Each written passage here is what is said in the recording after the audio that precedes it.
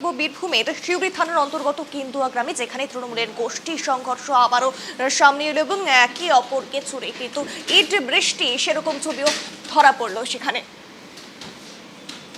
আরো বিস্তারিত শুনবো, টেলিফোন লাইনে রয়েছে আমাদের প্রতিনিধি জয়ন্ত। জানতে চাইবো এই যে ঘটনা যেখানে তৃণমূলের দুই গোষ্ঠীর সংঘর্ষ, কি জানা যাচ্ছে ইতিমধ্যে, কি ছবি সেখানে উঠে আসছে, বিস্তারিত জানাও। একেবারে তোমাকে জানাই যে ঘটনাটি ঘটেছে বীরভূমের সিউড়ি থানার যে অন্তর্গত সিউড়ি ২ নম্বর ব্লকের কেঁদুয়া পঞ্চায়েতের যে গোপালপুর গ্রাম রয়েছে, সেই গোপালপুর গ্রামের কিন্তু ঘটনা।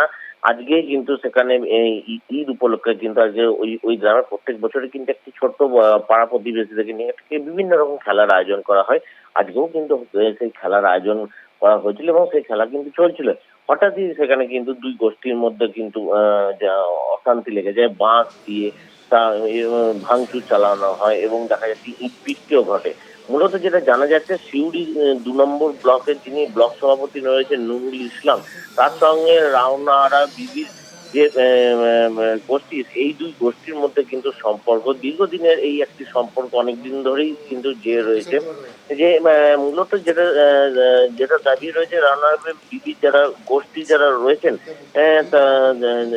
এই লোকজনরাই কিন্তু এই পঞ্চায়েতে নাকি বিভিন্ন কাজ ঠিকঠাক ভাবে করেন না এবং পঞ্চায়েতের টাকা পয়সা তারা মেনে নেন। এই সমস্ত বিভিন্ন অভাব অভিযোগ নিয়েই কিন্তু আজকের এই দুই গোষ্ঠীর মধ্যে কিন্তু ঝামেলা, এমনটাই কিন্তু জানা যাচ্ছে।